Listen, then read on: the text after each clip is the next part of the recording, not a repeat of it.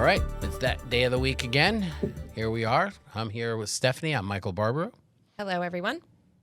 This is For Real at WTNH. You can reach us there. Numeral For Real at WTNH. We are always looking for our viewers to send in questions and contact us. That's the purpose of the show. We want to give you advice that's helpful to you.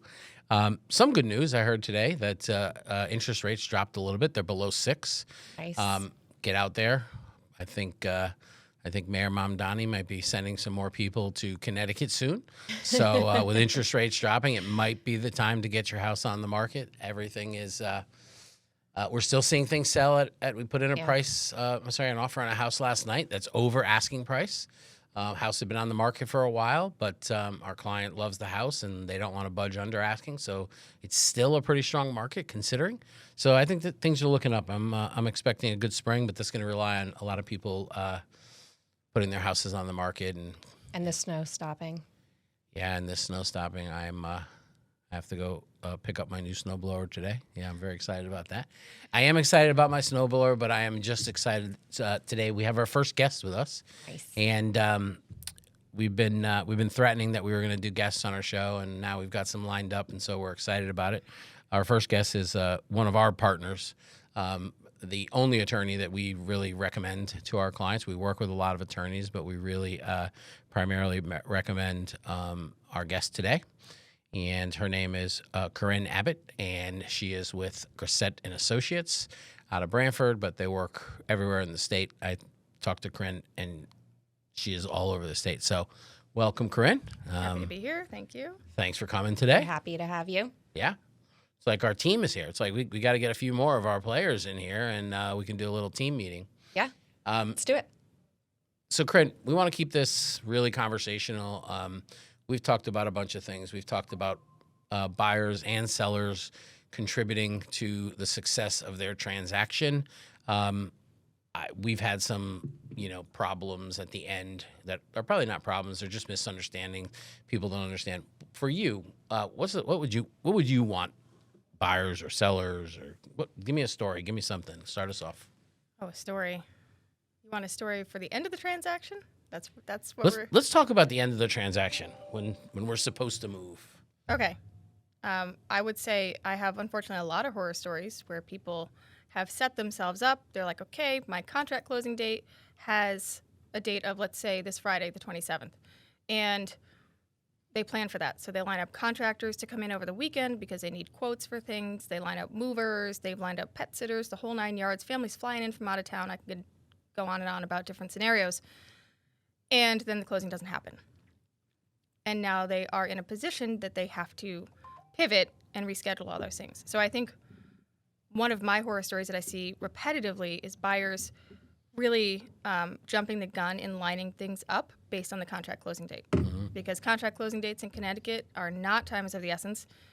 So either party can delay. There's no bright line rule on how long they can delay for. It could be anywhere from 2 weeks to a month. And it often happens. They often do, right? Sometimes the lender's not ready. Sometimes the other attorney is not ready or out of town or don't have figures back. Yeah, and that becomes tumultuous, and then they're mad at everybody. It's a really, really tricky situation. But how do you avoid it? What's your suggestion? I've started to notice some things in your communications, but how do you prepare your clients, our mutual clients, to avoid these things? Setting expectations. So the more information, the better. And just in any industry, you get into the weeds and you do the same thing day in and day out. And you can't forget that for our clients, it's the first time that they're going to do this. Maybe the only time, or maybe they're only going to do it once every 10 years. So we have to over-communicate to set expectations.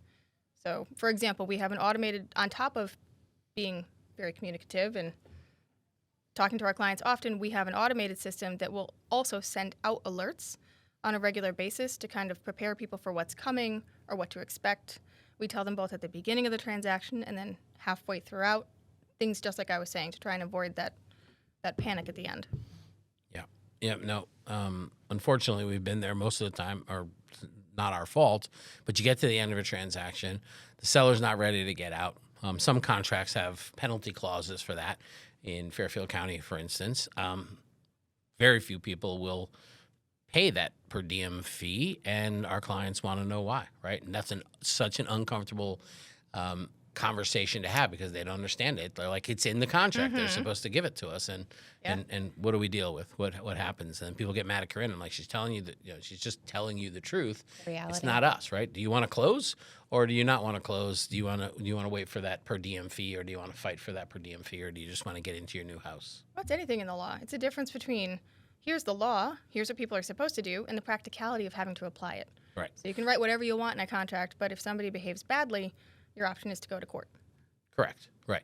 And that's what we try and tell people all the time, right? It's not, even though it's written like that, you still have to go to court and approve it, or to prove it out and have a judge make that determination. And we want to try and avoid that at all costs. But it is, and a lot of times there's so many things tied to it. I was giving an example of something where that property needed a septic system, right? And they were putting the septic system in, but it wasn't going to be ready. And it was out of the control of the seller, but our client was just not happy about it. And I don't know that the per diem fee would have made him any happier about it, but I knew that when it wasn't coming, right, when the other attorney said it wasn't coming, he was even more mad. Well, they were just mad about principle at that point in time. It wasn't even, the fact that it was delayed. They were supposed to get their money, and they wanted their money. And that's a good point. And I think that it's important that you have, again, circling back to, we do this on a regular basis. We know what to expect. It's day in and day out. But I think not only setting expectations with our clients, but also understanding. I'm happy to speak with them and say, listen, I understand that this stinks. It's not fair. This is not how it should go. But here are your options, and here's where you are. We have to be human beings to other human beings in a really stressful process. Especially one that they do so rarely. They're only buying houses and selling houses. What's the average Yeah, and it is a stressful process. Yeah. It's not just because you go through it so infrequently, but overall, moving your life and uprooting your life. That's when you're taking that last box out. I mean, I've moved quite a bit, so I think I'm a pro at it. But when you're taking that last box out, it's a big deal, right? And it depends how long you've lived there, and it depends what memories you had there. Right. So it can be. It could be a little bit of an emotional day, and then when a couple of wrenches get thrown in the works. So I know that's one that we try and do as we try and set expectations that don't look at that contract date as it's a target. It's not a line in the sand. It's not a definitive date. And I'm sure we have hundreds and hundreds of stories that we can share. But let's come back. Let's take a little break. When we come back, let's talk about different ways that people can avoid that kind of stress. Give them some ideas, see if they line up with us. So we'll take a couple minute break, and we'll be right back. Sounds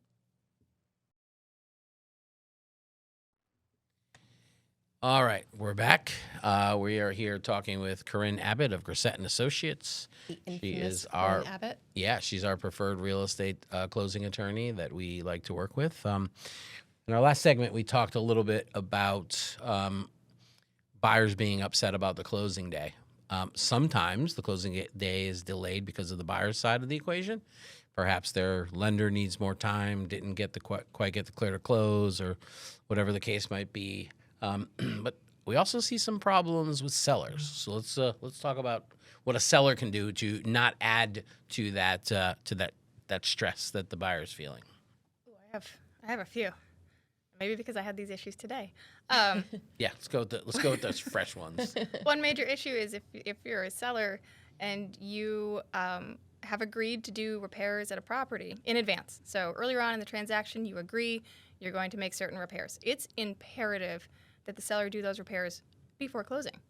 And you would think that's just common sense, but time goes by and they're in the process of moving, hopefully packing everything up, and they forget, or they decide, you know what, I don't need a contractor for that light fixture. I'll just do it myself. And meanwhile, the terms of the agreement said that it had to be a licensed electrician. And that will cause a problem because then the buyer, rightfully so, can say, I don't want to close unless you do it correctly. Another issue I see all the time is sellers not moving out completely, whether it be maliciousness and malicious intent or simply thinking that they're doing a good deed. So I'll have sellers who leave behind paint cans. Yeah. I don't know if I'm buying that though. Everybody's like, "Oh, I wanted to leave the paint cans for him." Is that really a good they're all deed? Just being lazy. Is that right? Yeah, right. The like, random piece of wood that you're never going to use. I still have it from when I bought my condo. Yeah. Sitting in the same exact or spot. Their paint colors or whatever the case might be. I'm trying to be nice. Yeah. I'm trying to be nice here, but no, sellers leave behind things that they don't want to move, and they'll try to pawn it off as, okay, this is going to be beneficial for the new homeowner. See, I left you pieces of wood or extra tile for the bathroom or paint. And I always tell my sellers when I meet with them in advance, even if it's a gold bar, don't leave it behind, because the buyers can technically say, I don't want to close, or you need to come back and remove this, and it becomes a whole walkthrough issue. So You can always ask, though, to the sellers if they want to leave something Absolutely. behind. We can check with the other side. Do you find that you have more issues when that seller is going to move on to a new property, or are the people more prepared because they're packing up everything and bringing it into the new place? I have more of an issue when, believe it or not, when they're moving out of state, and I think it's because they know they're only going to get one crack possibly at packing all of their worldly belongings into a vehicle, or they have these movers. So I think if they have not planned accordingly there, that's when they start trying to leave things behind. Interesting. Yeah. I think that's where hiring the right team comes in, right? We're always, when we request repairs, we request the repairs to be done by licensed professionals. We request copies of the receipts, and we typically request those paid receipts, and we typically request that we get those 5 days prior to the closing, right? We don't want to be dealing with this issues on the day we're doing the walkthrough. And occasionally we'll have an agent run by, hey, we're done. Sometimes they don't meet those dates, but sometimes they're pretty close. But it's still nice for one of our agents to be able to run by and check those things out 2 days before the closing, or even if we're lucky, the 5 days that we build in. But again, that comes in building a team. We talk a lot here about building a team. We talk a lot here, whether you're a seller, you're a buyer. I don't understand why people are waiting. What's your perspective on team building when you are planning on buying or selling a home? I think you need to build that team when you first have the thought of buying or selling a house, not as it progresses. Real estate is so fast paced, and when I get clients, I tell them in the beginning, listen, especially the first time home buyers, your transaction is going to move really fast, and that's not particular to your individual transaction. It is all real estate, so you don't want to be coming upon an issue and then have to go find the professional that you're comfortable with, that meets your standards and your criteria, and doing all of that due diligence on top of having your normal life. You want to line up your team in advance. So I think it's important. I think I was saying at one point, people always will say, if I'm in the rare position where I get somebody who comes to me before they have anybody else, they'll say, what do I do? Do I get pre-approved, or do I get a realtor? And that's the chicken and the egg question that I always get. And I'll jump to the answer. The answer is to line up a realtor first. So Good answer. Buyers need That's the realtor. Yeah. buyers need to have two things kind of really figured out before they even go look at a house, right? Number one, their needs and their wants, and those can be two totally different things.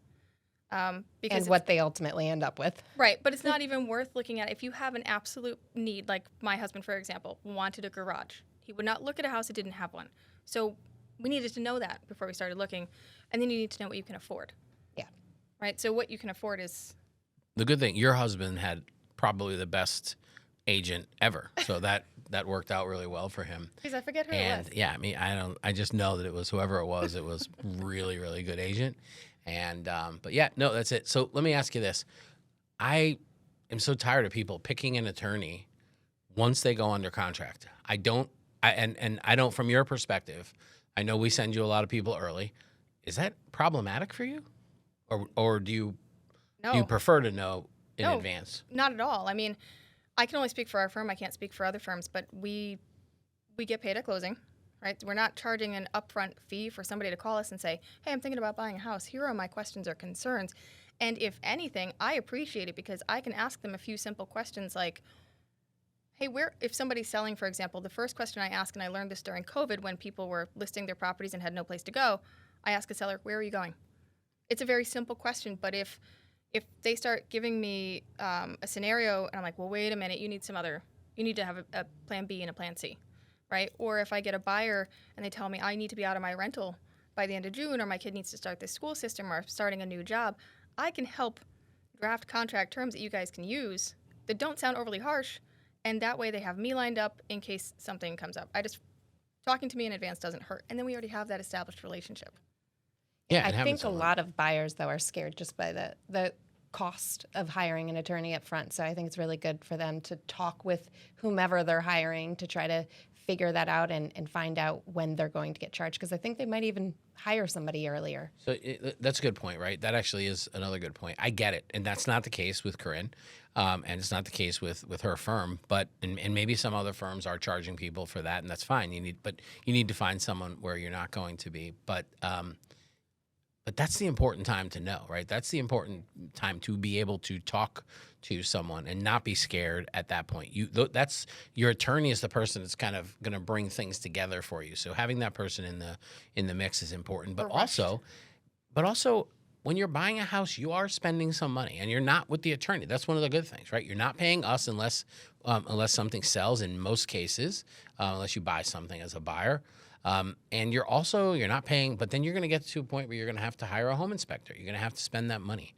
And some people don't want to spend the money until they know they're doing it on the title search. So buying a home is expensive. This is a place where you can put your team together where you're not spending money. So glad you're on board with the team. Let's take another quick break, and we'll come back and we'll finish this conversation on building a team.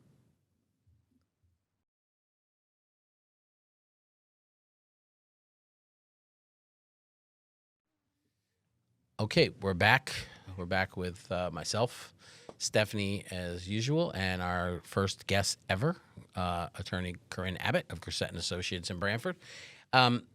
So yeah, we left our last segment. We were talking about building a team, interviewing up front. It's funny. There's a common theme. One of our next guests is going to be a lender, and it seems that buyers are afraid to talk to the people on their team. I guess many people understand the way realtors get paid. They get paid at the closing. They don't get paid if there's not a closing. In 99% of the cases, they're not only afraid of coming to attorneys, they're also afraid of talking to the lenders. It's this, I don't want my credit pulled. What is that? Right. Do they even really understand the impact? And again, I don't want to talk to an attorney because they think I'm going to talk to an attorney, and they're going to start running up a bill. So I know you also encourage people. You're like, hey, if you're going to talk to someone else, what are some of the things that you advise them on if they are going to talk to someone else? Right. So if I get somebody who they're interviewing me basically to see if they're going to use us as an attorney, and I cover the bases with things that our firm does and what sets us apart and things like that. And I respect the fact that they're shopping, and I tell them, listen, I respect the fact that you're shopping. You've been upfront about it. You're interviewing for attorneys. When you call other attorneys, make sure that you ask them, what percentage of your business focuses on real estate?